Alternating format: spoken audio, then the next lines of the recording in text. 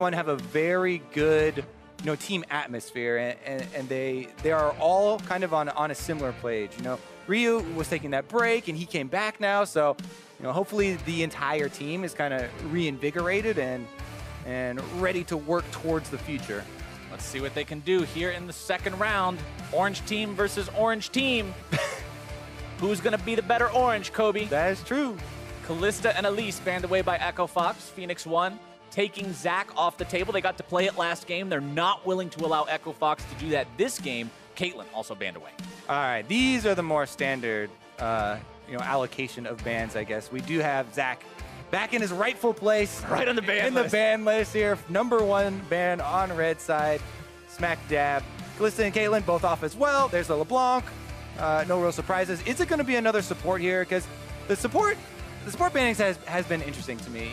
Thresh is super highly prioritized by a lot of them, but I feel like there's actually so many more options right now, and it's the delta between Thresh and even the melee playmaking creating supports actually is not that large anymore. But yeah, there you go. See, it's not that large. Maokai, he is quite large, always has been. Yeah. He was born that way. Big bones. Giant tree. Gragas as well. Big bones. Well, Gragas, another one of those tanky guys. Good guy to grab first. You can flex him a little bit if you want to even. We love the early flexing. That is one of the best ways to go about doing your champion select. Keep your opponents guessing. Always make them think twice about what they're going to pick or ban because they don't know what to do. I feel like we should write a song about flexing and guessing and champion select and the 1, 2, 3 strategies here. Anyways, Thresh is traded over, kind of as expected. We're talking about the playmaking abilities. Both teams kind of grab bag at the beginning of champion select is trying to grab, your front line, trying to grab your playmaking, because there are these, standout. Rek'Sai, though, hover over here for Mike Young. Okay. And we'll see, is he going to go to that adaptation of the Cinderhulk Rek'Sai that, we have seen people doing? They've really been getting away from the early Warrior and the Black Cleaver Rek'Sai, but it's still a possibility if he does actually want to get back out there to the early playmaking. I'm actually a pretty big fan still of Cinderhulk plus Black Cleaver as the combination, kind of a little bit of a middle ground. Yeah, but Warrior into Black Cleaver is a little bit more exciting. I mean, Warrior's a bit more exciting, but the problem is it's so snowball dependent, right? If you're not completely taking over the game, 10 kills at 20 minutes. And I feel like that does also depend on the champion select and the matchups that you're going to see. Rek'Sai, one of her biggest strengths early on is being able to gank behind side lanes. You can go over walls, you can go from behind turrets with only taking 1 or even no turret shots. If the MA team is pushed up, you can gank the duo lane from behind. If you're blue side, you can gank top lane from behind. If you're red side, even go through the lane here because you have a Thresh. There are just so many options for her to actually go from behind. Whereas Gragas, while he is flexible, doesn't have quite that pathing to choose from. Meanwhile, though, Sivir is pulled in once again. This time on the side of Phoenix1, and Arrow will be at the helm of the Sivir ship this time. Yep. We're trading boats for 80 carries. Jhin and Sivir once again, but they're going to be on opposite teams. Camille locked in the top lane for Echo Fox, being Gragas is going into the jungle, likely building a Cinderhulk of his own. We've seen the opting away from Runic Echoes on the Gragas players lately because they want to get tankier faster. I can't blame them. You get in the middle of the fight, you want to be starting things off, you probably don't want to die in the process. Get tankier faster, and the scaling is just insane. One of the biggest parts about Cinderhulk's buff was increasing your extra bonus health by 20% here. Later into the game, that really does add up. And the break-even point on that, for people who are curious, is 1,500 HP. As long as you're building more than 1,500 bonus HP, it is just strictly better than the old one. If you have less, it takes a little while to catch up. But generally these days, building tanky involves building a lot of health.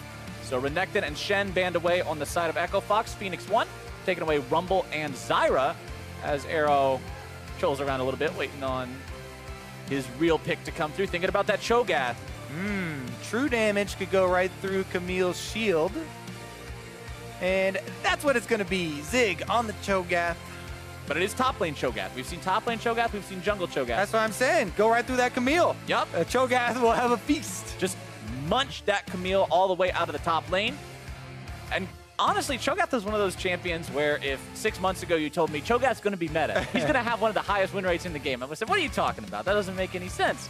But then Vorpal Spikes got changed from a constant active to a 3-hit thing. He gets slows on it all the time, and it's very, very scary. Echo Fox finalizing their team fight power with the Corki and the Taric. Yeah, that's interesting because it is more of a, 1-4 setup here with Echo Fox into possibilities of collapsing.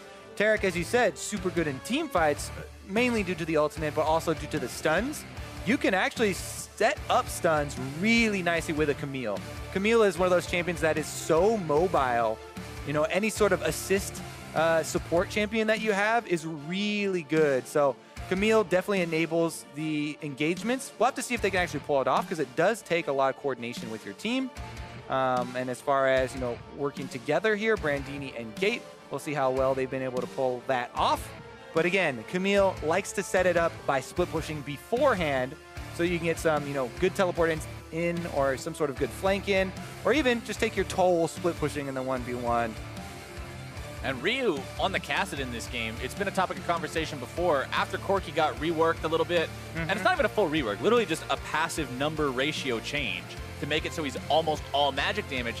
Cassidin does pretty darn well into him. You just build a Dorian shield, you're immune to a lot of the damage he does to you, it gives you time to scale, and we know how scary this champion is if given time to scale, especially against targets like a Corki and a Jhin who are super vulnerable.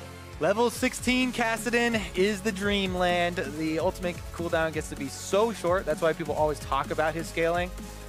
Damage gets ridiculous. You build Zonias, you can team fight even. He's a strong split pusher. It's just, very difficult to deal with. The one weakness we always talk about is the wave clear, but he's on a team with Sivir, his best buddy. Just rotate the Sivir into mid lane. That's how you deal with those waves. Clear him out nicely. Phoenix1 saying, all right, you guys had the scaling last game. You got the crits and the bounces and the poke and the damage. Well, this game, if it goes all the way, goes the distance, we're going to have it in the bag. Especially, you look at their top laner with Cho'Gath. Once this guy stacks a bunch of health items and a Gargoyle Stone Plate, you can hit people for 1,500 damage with your ulti easily. Everyone always likes to talk about the Flash Stone Plate chomp there. And yes, it is annoying, and yes, the counterplay is fairly low, and yes, Mash is on Jhin, so he doesn't have, an extra dodge, and have to rely on either Flash or, Taric immunity, which takes a long time to come down, or, Gragas trying to interrupt him. See about any sort of face checking, though. We have Xpecial in the one-man trap. Just waiting to see here. Yeah, one-man traps don't usually work. Good sidestep. Nice sidestep there. That was fancy. I like that.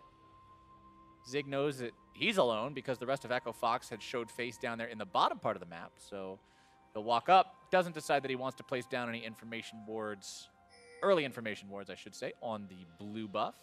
So instead just heads back up towards his own top side, making sure Echo Fox isn't going to try anything tricky, spinning around towards that top end of the map. As Rek'Sai beginning around the chicken pit, as Rek'Sai's like to do. And it looks like we'll probably see Acadian starting around there on his own. Yeah, Rek'Sai. Rek'Sai for Mike Young as well. Also going to start the Raptors, so should have, pretty mirrored beginnings here. And Rek'Sai, let's talk a little bit about the layers of the champion select, because we see it so often that it's kind of second nature for us. But people aren't always used to what champions cover what weaknesses of what other champions. Right.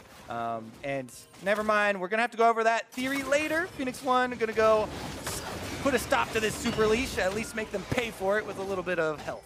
Yep, they'll tax their HP a little bit, put a little sting on the end of that one, at least try to get some lane advantage for the advantage the enemy jungler is given by that huge leash that Acadian has now been afforded. Xpecial zoning Mash and Gate away, recognizing that health lead, gives Arrow time to farm. Yeah, Xpecial gaining control of the brush. Not able to sidestep that one, though. Does get cornered, and a little bit of chunk of health given back. They still have control of the wave, though, and denying a few CS, while Mash is sitting at 50% near the turret. So as you were talking about before the leash, we were going to bring up the champions covering each other's weaknesses in the draft. Right, and so it kind of starts out where we have the early focus on Sivir. It's not really surprising. You don't give away too much. You're going for it is definitely late game oriented, as we've seen on display already, and also does help out with the tanks. But as we said, with a later pick, Cassidin is something you always want to pick a bit later. Never mind, we've got another invade here onto Mike Young. This time around, he's covered his own Krugs and not gone for an early topside pressure. So he probably should have communicated to Zig. I'm not going to be up here, that's why Zig not even moving up to the wave right now versus Camille. You don't want to take those trades early with Cho'Gath, even though Cho'Gath can heal up off the minion waves very nicely. Instead, mid lane will be the focus here. 3-man gank potential from P1. Wanting to go for Froggen, who's got his flash up. Ooh, nice. Instant flash predicting the flash on special, but he can't sidestep the hook. And I don't know if Froggen's going to have any way out of here.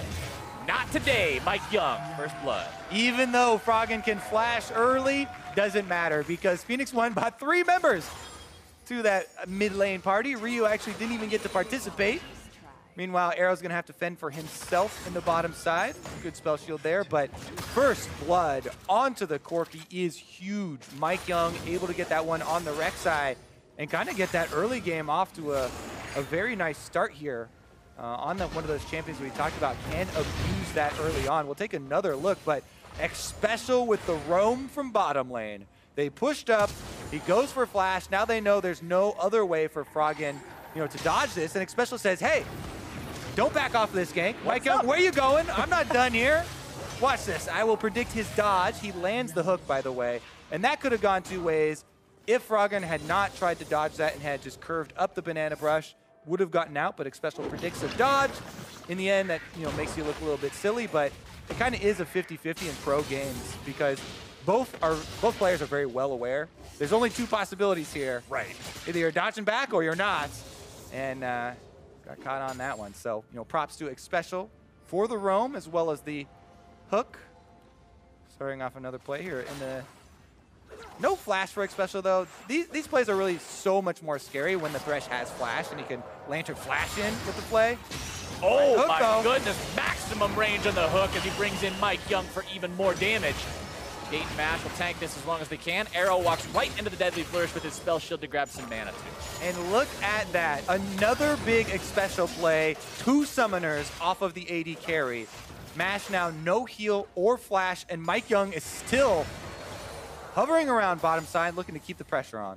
And we gave X Special credit last game for hitting the pulls time after time after time after time. And this game he's saying, well, I can do it with Blitzcrank, I can do it with Thresh too. He's really dialing these skill shots in today. Which, honestly, if you're going to play these playmaker supports, you've got to be able to hit those playmaking abilities. X Special seems right at home on these picks. Yeah, they're able to move into the jungle as well, take control of a couple of those plants. All right, we'll return, part 3 back to our champion select discussion. All right, third time's the charm. Yeah, I mean, there is another support roam here, so that might interrupt again. No. But we want to talk a little bit more about the other layers of the draft phase there and how Rek'Sai plus Kassadin is also a potent combo. Not only is it the kind of late game weakness of, the Sivir is able to cover a lot of the minion wave discrepancies, but Rek'Sai plus a level 6 Kassadin is so threatening, for a mid laner. And since they already pressured mid lane and got summoners off of Froggen, I would think that Mike Young would want to continue that pressure in that area. Top side, though, he's looking to make it happen. Acadian's there, might be a little bit late. Oh, man, it's a 2 versus 2. Brandini completely on the run. 200 HP and no mana left, but Zig doesn't have any mana to pursue this one either, so both sides back off. They are able to defend him there, so no kill goes over.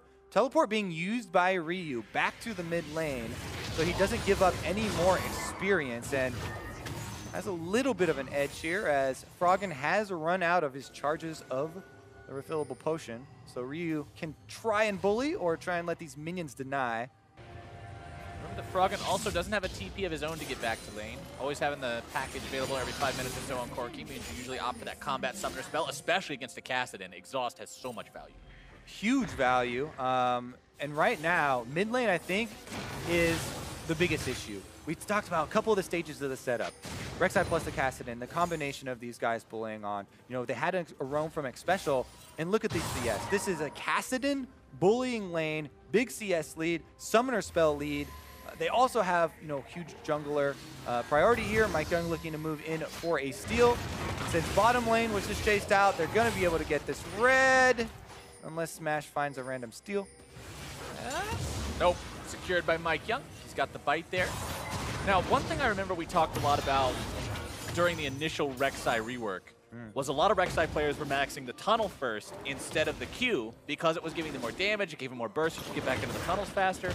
But now that Cinderhulk is again more prolific compared to Warrior, they've opted away from that adaptation back to the original strategy of maxing the Q first because it does work better without the damage. Yeah, one of the big things about the tunnel maxing your E, by the way, which is also true damage for once you charge up your passive. Never mind, he's going to have to take the Lantern. Does very easily. One of the things is that when you are building more offensively, you want that mobility to get in and out super quickly because you're more squishy. If you're going Cinderhulk, you're more tanky. It's not as big of an issue to take another tunnel really quickly to get back out because you are more tanky. I still really like it, so I split the difference maybe. Put like 3, maybe 4 sometimes into the Q before going E. Because then by the time you get to the team fights where you want that mobility, you have, you do have it. There's that first turret though. Phoenix1 take their toll on the bottom side, and you kind of want to check in on the CS here, but it's absolutely devastating for Echo Fox at the point. We talked a little bit about mid lane and how crazy it is for Kassadin with kill pressure and CS lead on Corki, but bottom lane, Arrow and X Special are just destroying Mash and Gate at this stage. I mean, that's not even close. 82 to 47. When your team's got a 2K gold lead and you're 13 or 1400 of it, you're doing a lot of work in your lane or whatever you're doing at that point in time. 2.3 thousand lead right now. Actually, the lead for Phoenix1 over Echo Fox is Froggen and Ryu into that 1v1 as both supports now show up to make sure that their side doesn't lose. Gate will top Froggen off a little bit with the heal. Special as well, giving some healing with his Targon stack. So. Oh yeah, it still counts. Ryu, nope, just trying to poke a little bit more. Froggen severely close to running out of mana as now the fight gonna be breaking out, but the counter attack from Acadian. The flash away to keep Phoenix1 safe. Nice there from Acadian. Almost is able to get his combo off in time, but it was a little bit slow there on the ult, so Ryu is able to flash to the other side. Maybe not. They're able to focus him down if they get that ultimate off a little bit earlier. Regardless, though, they put a stop to the engagement there, and that is a flash down on X Special, who's been a huge playmaker so far for Phoenix1. And like you said just 5 minutes ago, the Thresh with Flash and the Thresh without Flash, very different levels of threat in terms of thinking, what can this guy do to me right now? How much do I have to respect his positioning? Phoenix1, even though that engage didn't work, they see the opportunity to grab the Cloud Drake and they seize it, making sure that they're taking the first neutral objective of the game, as well as grabbing that first turret blood. Everything going their way in Game 2. Yeah, Mike Young on the Rek'Sai has been extremely active. Trying to get effectiveness on all 3 lanes, but mainly that mid and bot, and it is working wonders for them. Definitely power there for both of them. Kassadin into the Rod of Ages as well, so starting to stack up. Level 9. 7 more levels to go until he actually turns on and can start playing League of Legends. I mean, he actually gets to start playing early. He got like early access or something to this game. He pre-ordered. Yeah, because of, he got a double gank from a Thresh and a Rek'Sai. 2 of the most feared, early game roamers that really changed the face of this matchup. Still no kills on him yet. Has that assist from the first kill that they got against Froggen. But honestly, he doesn't need a lot of big kill, assist, crazy scores just yet. He'll get those as a byproduct of just being able to farm, being able to safely scale. Like you said, with the Rod of Ages being up and running, the sooner you buy that, the sooner you're going to hit 10 stacks and have that ridiculous gold efficiency that the item gets once it hits that high. It's something crazy. Like, I actually looked it up the other day. It's something completely bananas, like 150, 160% gold efficient once it's fully stacked. So that'll pay off huge dividends as Echo Fox pushes up 3 men strong here in the bottom lane, looking to claim the tier 1, but Phoenix1 will do the same on the top part of the map. Yes, they will. Both side laners back way off as well. Brandini's not even there, and then Zig is giving a wide berth there to the bottom lane, so he does not get dove either. He's going to move a little bit back in here. He's got to be a bit careful, though. Acadian fishing around through the jungle. Anytime you trade 2 turrets like this, not only are you going to trade the objectives on those sides of the map, but you have to worry about the vision that the other team left around. I believe they snuck over the corner there, so they were not seen. Arrow never walked into vision range, so for another 10 seconds, this will remain a mystery, but as soon as the Rift Veil goes down, she'll let out her battle cry. And that means Phoenix1 gets yet another objective for themselves, taking an advantageous trade yet again. And one thing I want to bring up now, because we talked about it momentarily in the last game, but we didn't really get to bring it up much. Mash with the flash away, keeping himself alive there. Righteous Glory, first item on Zig's Cho'Gath. We've been seeing so many of these immobile tanks buy this lately because it gives you a whole nother avenue to start these fights off on your turn. Such an effective item. Yep, let's see though. It doesn't work too good getting out of Camille or Gragas. Nope. Gragas barrels knocking you backwards makes it pretty hard to deal with. Zig trying to escape, but the stuns into the slows into the damage means adios. Cho'Gath down. Cho'Gath down. What can Phoenix1 do about it? Looks like nothing. Everybody else was back out. And it's just as we said. He has to be careful when he's walking up there. We cautioned against it. You know, trading those two sides. We cautioned against the vision that's in their quadrant. We cautioned against Acadian, who's in the blue quadrant. And, you know, with the mobility there of Gragas-Camille combo, it's easy to outplay Cho'Gath. One of the reasons we never saw him, you know, before was because all the skill shots were easily avoidable. Doesn't have real big escapes for himself, but Grift-tailed, she's out onto the field and looking to take down mid. Charge, and he hits the turret, and okay, it's gone. Eyeball still shining, Shelly gets abandoned. That's the life of a Rift Herald. You get to take down one turret, you have your brief moment of glory, and then everybody abandons you to just sort of do that. She's still doing her job, though. She's one last charge for you. Shelly died with honor. R.I.P. I like how she has like a one-track mind. Yeah, she's committed. Killing turrets. Why does she hate turrets so much? I mean, maybe there are no turrets in the void. There's probably not. Yeah, she's like, get this garbage out of here. Just trying to get rid of this unnatural trap in her way. Are they actually going for this? They're just being annoying. Finds him. Yep. They just want to be as obnoxious as possible. Stop him during the last half second of the recall. Oh, we're going to get a replay here. 360, no scope. Ooh. Yeah, look at that. Boom. Look at that intense mobility of Camille. I mean, that's why she's so frustrating when she gets really far ahead. But Brandini uses the jump into the ultimate there, able to dodge out the rupture as well. I mean, they just made it look so easy. Here's a little bit of a payback, though. Phoenix1 going in. Phoenix1 trying to start this fight off. Cosmic Radiance keeping Acadian live for an extra second, but it's not going to last too much longer. Zig takes a big old bite out of the fat man and grabs himself the second kill for Phoenix1. Yeah, he actually got his vengeance there with the last hit, finds his kill, and Phoenix1 get one back. Regardless, Camille is still split pushing. Said in Champion Select, that's going to be their game plan. Start things off by gaining side lane pressure, whether you want to transition into teleports or flanks, or you're trying to gain the outer turrets. That is step number one. Level 11 Camille with her Sheen is going to be able to do a significant amount of damage to the turret before she has to back off, and Zig does arrive. Thing's pretty low. And remember, it's super important that Zig kills as many champions as possible with the ulti, because every single one gives him more feast stacks. You can only get 6 stacks out of non-epic monsters and minions, which he's already got. So if he wants to turn into a bigger Cho'Gath, he's got to keep eating dragons and barons and champions. That was number 7. Able to get over that break point. And it's a very, very interesting point as well. See how big he will be able to grow in this one. Hitting level 11 now, of course, means that Cho'Gath's size is going to be expanded just a little bit, but it's not until level 16 that you're truly going to see him hit those monstrous levels of Cho'Gath that take up the entire lane and just seem ridiculously too big. He'll push out the bottom lane for now. Stay all right. You can see the Bramble Vest built on him, which by itself is pretty effective at stopping auto attackers from wanting to duel you because of the grievous wounds, but as Thornmail, it's even better. So interesting little tidbit as well. Not only does it look cool when you get big as Cho'Gath, but previously at least to the rework, and I'm pretty sure it's still this way, Feral Scream is a spell that is measured from the end of your champion model, so the bigger you get tiny bit more range on it as well. Plus, you get 7 extra attack range per level. But now, Zig's about to be a very tiny monster. Bye-bye. Yep. Squished. Granted, he doesn't lose stacks when he dies anymore, but you're still pretty tiny if you're dead. I guess. You're more black and white, I guess. But it always was much more funny when you died previous to the rework and you turn into like little keychain Cho'Gath. Little super tiny Cho'Gath that comes back and just scurries around the map again. They do get the Drake here though. Echo Fox now have to try and defend mid lane. They're gonna do just that after acquiring Cloud Drake.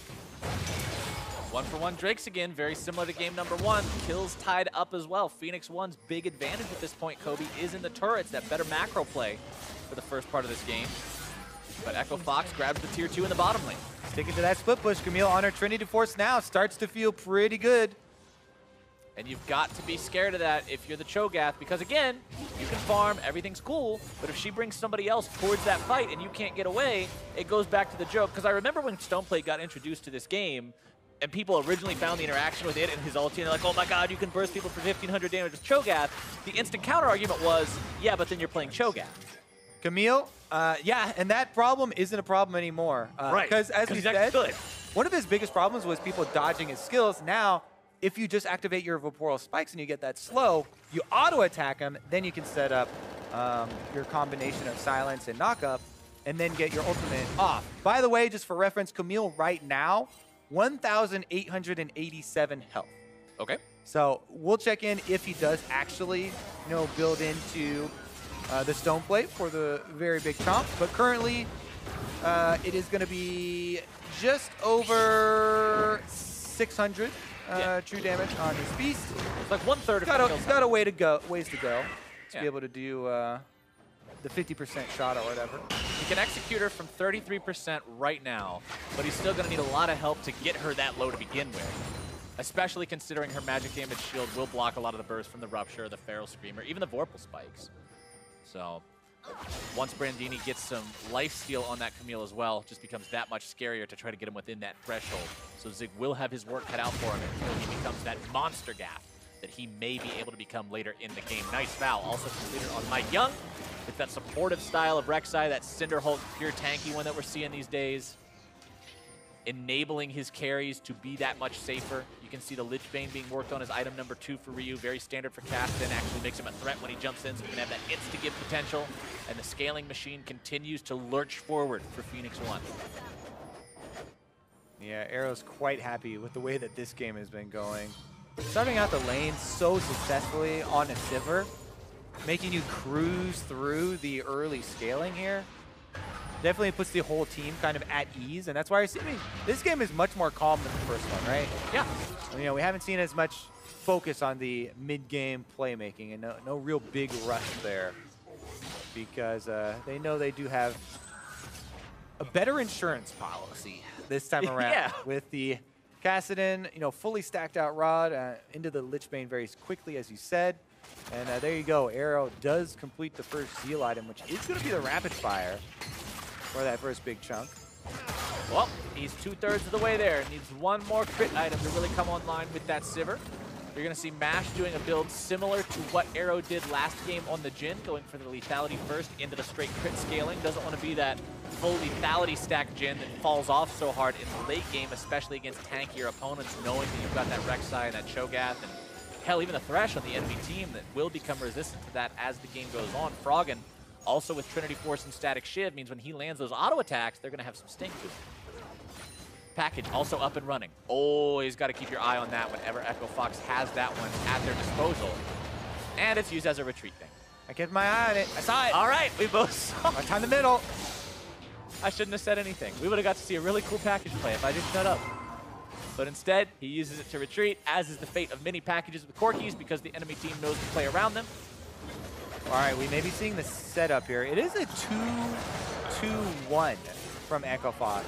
They still have Brandini's, creating that sideline pressure we talked about, but they actually also set Gate up with Mash in the top side to go ensure that this Kassadin's push is put to a stop, because Kassadin, can 1v1 people at this stage of the game, but if Gate is there on the Taric, at the very least you buy a tremendous amount of time, and it makes any sort of offensive real big push from the Kassadin side very difficult.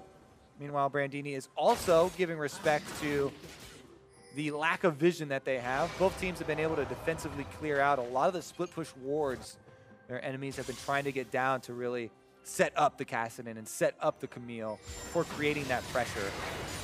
And one fortunate thing for Brandini, the Deadly Flourish gets spell shielded there in the mid lane. Arrow keeping himself safe, but Brandini can build MR, and it's effective against either one of the targets that he'd be split pushing against. It'll help him survive against anything but the ulti from the Cho'Gath. It also helps him fight the Caston, so he's got a pretty easy itemization path this game if he wants to go with defensive options to make sure he can deal with this. Yeah, you have to be super careful too. You don't want to go very many defensive options, early with Camille, since she wants to be in 1v1s and wants to be dueling and have that DPS for the dueling power.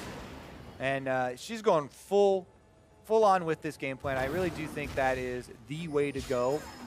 With the Ravenous picked up, we'll see her go for, you take about, 50 to 40 or 50% of a Cho'Gath's health going in, jumping for that trade. You get the stun, you get your, reset on your Q, and then you heal back up your half of the trade off of the minion wave, rinse and repeat, and you really start to create that pressure. And eventually you'll just wear him down. Even though Cho'Gath has his passive, when Camille's damage becomes so extreme from building those damage items that you mentioned, you can't heal that up based on Carnivore. Yeah. You can do it in lane, but not against 2 damage item Camille. P1 going for the Infernal Drake now. Yeah, the problem with that sort of style there is that Phoenix1 can just group. The neutral objectives are in the middle of the map. This is group up territory for the 5-on-5. Echo Fox are actually starting up the Baron in answer to the Infernal Drake. This is going to have to be so slow though. Yeah, it seems very weird considering how powerful Phoenix1 are in their current state. That to even set that up, they don't really gain a lot back, and that is going to be a very nice Infernal Drake. To buff up. We already talked about the scaling of Cassidon and Sivir. Now that they are going to have this extra multiplier, it's going to be a bit scary here for how Echo Fox can pull it off. That much worse. We saw one Infernal Drake and what it could do for Sivir in game number 1. Add Cassidon into that mix, especially Cassidon that's a level and a half they away. got eyes on Froggen. Ooh, can Ryu actually get near him? Nope. Froggen not even going to stick around at all. 2 more levels until Ryu hits that point where he truly does have the ability to be all over the place, jump around time and time again in the team fight, really be a threat. They're actually going for a collapse here. Pretty good feint, at least. They didn't bring Sivir, so it's not a full commitment. If they had actually called Arrow over for rotation, then maybe they rush that and try and get some summoners out. Regardless, though, it looks like they're saving them for that big mid-game fight.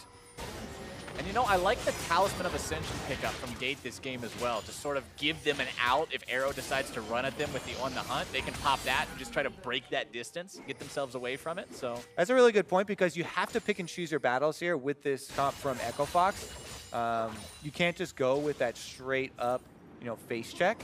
And having extra mobility on the kind of vulnerable duo lane is very important. As you said, the Talisman, but also the Ghost Blade can give Mash and Gate a couple of ways to escape. All right, package is up again. Time to use it defensively on a minion wave. See, this is what we do. We use reverse psychology, and now they're going to use it in a team fight. Just watch. Captain Flowers trying to control the game. Just give it a little influence, just a little nudge, that's all. Still got the package for the next little while, but that is going to be time limited, and the time is running out right now. Don't do this to me, Froggen. Looks like Ryu might force his hand. Cassidon moving around here through the Fog of War, trying to get a little bit of an angle. Nope. Oh, we get to the retreat back into the jungle. No opportunity to go for the package there. The Frog picks up his blue buff for more poke. All right, they still are going to just post up. Whoa. Okay. Post up Zig kind of in the defensive long lane here. I don't think he wants to extend much past his inhibitor turret, though, because Brandini would be very happy to jump in for those trades we talked about. Brandini right now is a little bit cautious as far as maybe a Cassidon either trailing the Cho'Gath or teleporting, but doesn't have too much to worry about. Just slips into the jungle, gets some warning for himself, steals away the blue buff, and his team goes for a half-hearted little feint there of an engagement in the mid lane. And Zig actually answered the Ravenous Hydra from Brandini, buying a Warmogs of his own on Cho'Gath, saying, okay, if you just want to take small trades in regen, we'll take small trades in regen. That's not a big deal. There it is. There's that teleport. Ryu wants to come in. 2 versus 1. This is not a fair fight, but fair fights are not the name of the game in League of Legends. Ryu, level 15, so doesn't have that final level ulti, but does not need it.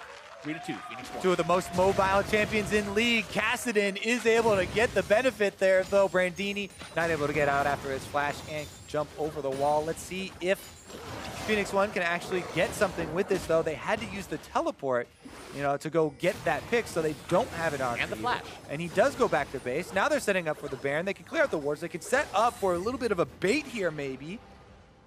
Zig still does have his teleport, so he can get that bottom lane pressure. They can try and start pulling Echo Fox across the map. Brandini has his teleport available, though. Hook comes out, doesn't find its way onto Acadian. Brandini dead for the next 12 seconds. Phoenix1 starting up the Baron. Daring Echo Fox to come stop them. TP channeled now by Zig so he can join the fight. Remember, Feast there, the Baron secure as well. 2 seconds on Brandini. He's going to be alive very shortly. Echo Fox coming in there. Lantern will pull the Cho'Gath to safety as On the Hunt is used to disengage. All right, so that's just the teleport of Zig burned there. Phoenix1 actually have top lane pressure as well as mid lane turret going down to deal with. There's a lot of minions on the top side, so they're going to give up that mid lane turret and some gold back over to Echo Fox. Here's a quick replay of what happened in bottom lane to Brandini, who thought that he was safe going for this trade. So we went over the plans. We went over where, you know, he's going to have to be a bit careful about Kassadin teleport. It does happen here. And Zig just wants to get in melee range to get all those slows down. He gets his silence down and keep him there long enough. Brandini tries to flash and jump over the wall, but since Ryu has his flash available as well, anything you can do, I can do better. And now he can do it better, hitting level 16 with the Kassadin. So Riftwalk is down to a 1.2 second cooldown. That's a pretty low number. Awesome. The Zhonya's is completed too. So that's where your team fighting comes in, right? So Kassadin early on, you're like, all right, I'm rushing my Lich Bane, my split push is gonna be great. You know, I'm gonna have my burst damage. I'm good in, you know, skirmishes, duels, chasing people down. But now with the Zhonya's, you even gain the flexibility of team fighting. And that's incredibly important here as we crest the 30-minute mark. Ryu can actually go for initiation. He can chunk out MASH. Zhonya's in the middle of them, buy time for the next Riftwalk to come back up, and it becomes super difficult at this point. That's why we kept cautioning over and over again about the Kassadin Sivir combo and how flexible and scary it is later in the game. We have reached later on in the game now, past that 30-minute mark, like you said, as Echo Fox now stares down the barrel of that level 16 Kassadin. Still only 14 on the Sivir, but when your own 80 carry is 13, 14's still pretty scary. 16 here on Froggen as well, so maximum damage coming out from those rockets as he completes Infinity Edge as his third major item, meaning Froggen is no slouch in the damage department once we get into these team fights either, especially if the front line can keep him protected. I think this is going to rely a lot on can Gate and Acadian work together to force a team fight while the Taric ultimate is on. Taric ultimate can be an entire team fight game changer. You know, that immunity, the time that it can buy you is huge. And if the Gragas can actually set it up to force members of Phoenix1 to be in the team with the crowd control, then it is still a possibility, even with the, you know, overwhelming odds that they are facing in the late game with the composition that they're facing. It is definitely possible to outplay here. And you're definitely going to have to keep your eyes on those abilities. Taric is such a roller coaster of a champion to watch in these games when it comes to his team fight presence, because he can either completely break the fight like you said, or if it's just slightly mistimed, a little too early, a little too late, it's just a tragedy for him and his team as the fight breaks out. Ryu comes over the wall, the stun in retaliation to block up both Mike and Ryu and get Echo Fox out. In the count of cooldowns, slight victory there for Echo Fox. Sivir ultimate down now. It's definitely not a big deal because, you know, he's almost level 16 as well, and the cooldown getting quite short on that one. Echo Fox would like to take advantage of the very small opening, but you don't want to extend yourself or risk too much forcing anything off of just that, you know, single ultimate cooldown that's burned. This game is 300 gold apart at 32 minutes, too, by the way. This couldn't be much of a closer contest between the two teams. Ryu again going for Brandini. Not quite able to make that one happen. He has his TP up. Zig does not. And Echo Fox seeing that, now going for the Baron. Again, there's such a slow Baron taking team, though. You've only got Jin, who doesn't do it as fast as some other 80 carries do. Brandini, once again, forcing the fight onto Zig, knowing the rest of his team had withdrawn Ryu over, but Ryu now again coming back towards the bottom lane. Pretty well played by Brandini and the rest of Echo Fox, by the way. That takes some good communication. For him to go aggressive on the Cho'Gath, immediately pull back off once they say, hey, Kassadin is rotating back over from mid lane. We have to stop Baron. So some pretty good push and pull. And the intricacies and team coordination of communication between your 4-man squad and your split pusher is what makes and breaks these types of scenarios. That's why we always talk about the late game and how important it is to have veterans and people who have worked together, because oftentimes if you don't, then pulling off the coordination and the timings on when to go aggressive with your 4-man squad and when to go aggressive with your split pusher can definitely be tricky. And honestly, that's why I was excited to hear that Echo Fox was running the same roster this week that they were last week, because it shows that they have faith in these guys working together as a unit. They're not taking 1 or 2 or even 3 guys out and replacing them. They're saying, let's continue to work with these 5. This roster's got something to it. Let's see what they can do. And it's allowing them to have more of that exposure with each other, have more of that experience together as 5, so that they know how to handle these situations properly. So they have that ability to work that situation right. Infernal Drake goes over the way of Echo Fox. All right, what's it going to be?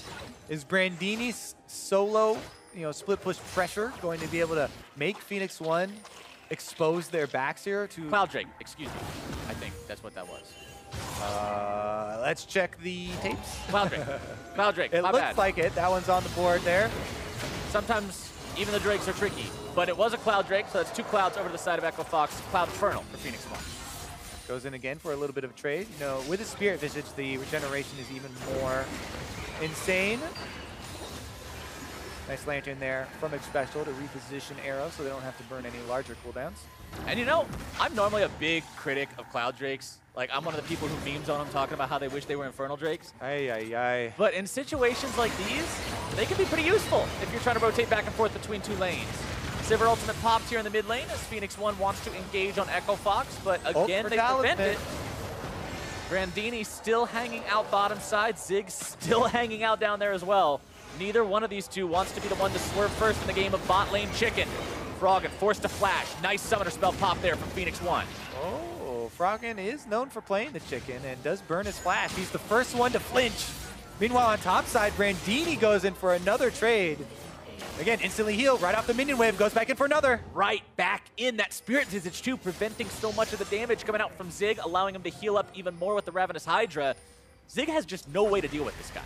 All he can do is sit around, try to regenerate enough to still be relevant, but Brandini has made his way onto the turret. Zig's hopped Stone Plate. Active. And question mark? Ping? Okay, but it scares him off, keeps the turret okay. It scares him off. Scares him off, baby. I'm trying to play devil's advocate here, Kobe. He's been playing League of Legends for like 5 years. He's like, oh no, Cho'Gath is big and shiny. That Cho'Gath's too big, run away. You don't normally see champions that get that big. It's I'll give you a lot of leeway, but you're not tricking me with that one, buddy. All right. Maybe the noise is a little jumpy, like, ooh, yeah. What was that? Yeah, it's a jump scare. Jump scare Cho'Gath. I think that honestly, the only thing that Brandini does have to be afraid of is, again, the thing we talked about earlier, where either a Kassadin is trailing your split pusher, Zig, and just comes down lane, or he teleports in which case you are getting a cooldown at least for the troubles, and then it's every man for himself. Yeah. And you scramble, trying to basic maneuvers, buy time for your team. BF sword built onto Brandini, now evolved into a Guardian Angel, so even more of that hybrid defense-offense capability for him, as well as just getting some basic resistance to physical attacks. The P1 decides it's time to start up Baron, and this team is not going to be slow on the trigger pull. TP being channeled by Echo Fox. They want to stop this. A lot of the curtain calls only finding their way into the tank line. Baron down very low. Smite comes out, secured by the Feast. But now Phoenix1 is in some serious trouble, Kobe. Ryu is pulled right back into the Hextech ultimatum. Brandini goes up the wall, but Ryu somehow escaping, only to die in a double kill to Frog. Ooh, 2 members for Baron. Those are always really interesting trades because it means you lose your map control, you're going to lose the turret for your Baron, and this late in the game, 46-second cooldown on the Kassadin here. Echo Fox might even get more.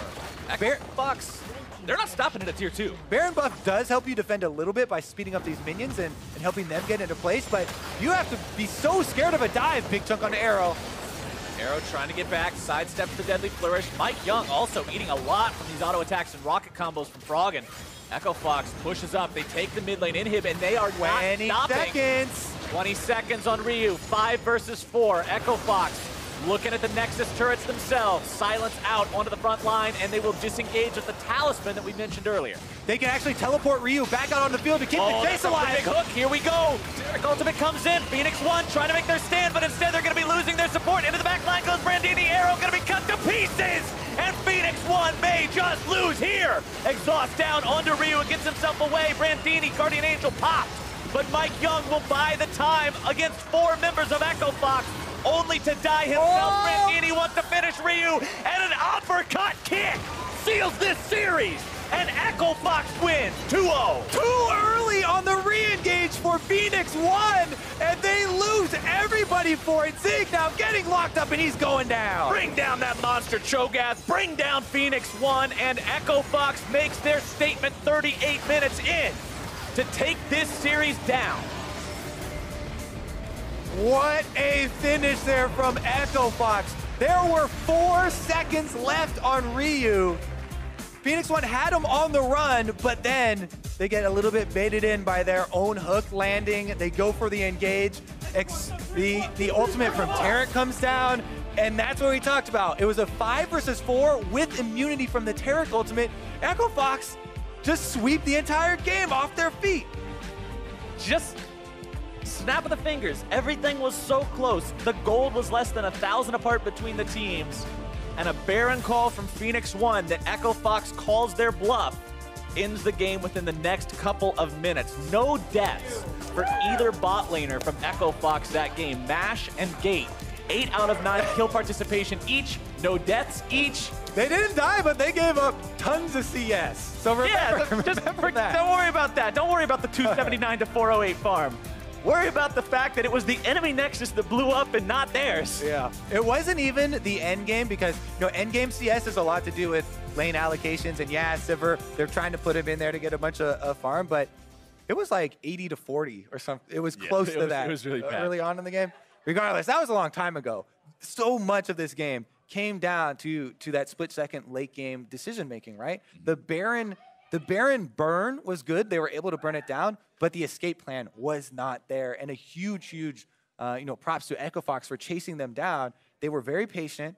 They waited until Phoenix1 were the ones to actually force the hand, trap themselves inside the Baron pit, pick off those 2 kills, and they get the inhibitor, and that should have been the end of the trade. But as Phoenix1 are chasing them off with only a few more seconds left on this Kassadin death timer, and a teleport on him available too. They could have let him run out into the field, teleported down there into the middle of the lane, and re-engage later with 5 members. Right. They jumped the gun a little bit there, and things like that are what's going to cost you these games in the late game like that. And speaking of jumps, in the last couple of fights, both the one in the Baron pit and the one in the enemy base, Brandini, 2 awesome jumps into the Hextech ultimatum on the value carries for Phoenix1 in the Baron pit onto Ryu, in the base onto Arrow, making sure those guys could not escape. Such a big performance from this guy again. Yeah, definitely true. I mean, we talk about the subs for this team, and everybody's like, well, how are they coming up with who's in on this, on this given day? And yeah, it does have to do with the team, synergy, but also how are they actually just performing in the recent scrims? And Brandini, he performed really well, but for more on the Echo Fox win, we're going to check in with Degon and the victorious support. Thank you very much. I am joined here by Gate. Now, Gate, you guys were losing until you won. Talk to me about that series.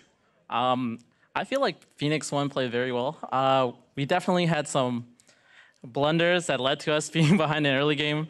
Like in the second game, Mash just took a Raptor, and we're like, oh God, we got to get more leash on the red.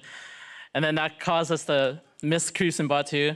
It's definitely just our fault, that one. But I feel like in the early game, Phoenix1 were a tough opponent. So tell me, you guys did fall behind early in both games, but what did you guys specifically do to get yourselves back in the game? I think it's mostly just all 5 of us. We agree on a plan that we're okay with, and we don't try to go more than that, and we'll slowly climb back in the way. This happened both of the games, so it's just something we're getting more used to. I think in the past, we've kind of been playing more recklessly when we fall behind. Like, we'll lose quickly, but we realize this is not like the best way to go about it, so we've been like reeling ourselves back more. So you got to talk about U5, and it's been pretty well known that you guys have been using a lot of substitutes and switching players around. You haven't moved around too much yourself, but what is your outlook on the substitution role that Echo Fox plays? I think there's a lot of value in subbing in and out players.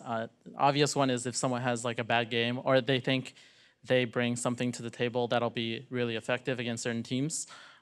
We kind of highly value that, and I would say that's one of our main reasons for substitution. So you talked about what you valued with the substitutions as the season is starting to come to a close. What are some of the things that you're working on specifically to get better as a player? I think for me, I have to play better. My own play is something I'm more concerned about.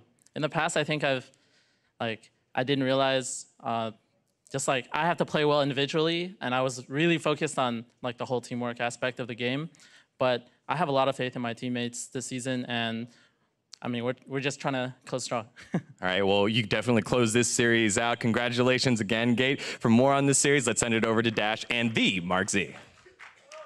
Thank you. The D got my guy. article right. Yeah, you got your article right. Gate saying they're trying to close the rest of the season out strong, and a 2-0 victory here over Phoenix1 is a good start to these last 2 weeks. It's definitely an improvement, just given the fact that they came from behind. This is a team that we were often criticizing just for never having mid control and giving up objectives, and you even heard Gate say himself losing quickly when they fall behind. Right. So here it's nice to see them kind of hold on throughout these games and then pick their battles at the right spot. Exactly. Heads up play by Echo Fox here at the end of the game to call on the Baron. Now Phoenix1 does secure it. The fight ensues though. They get enough members down in order to make a successful push. And to be fair to Phoenix1, this wasn't a situation where you think you lose the game off that Baron force. Right, you only lost 2 people. Yeah, so you say, all right, we'll take our lumps, we'll back out, we'll grab the Baron and reset, we lose this mid inhibitor, but now we have Baron to push with. But the problem is they don't take it slow enough, and you see this re-engage here, and they take this 5v4 as Casson is just coming up. But by the time he spawned, you already see Brandini is on the backline blowing up arrows. So now you lost this other carry just as Ryu spawns, and it's still essentially in some ways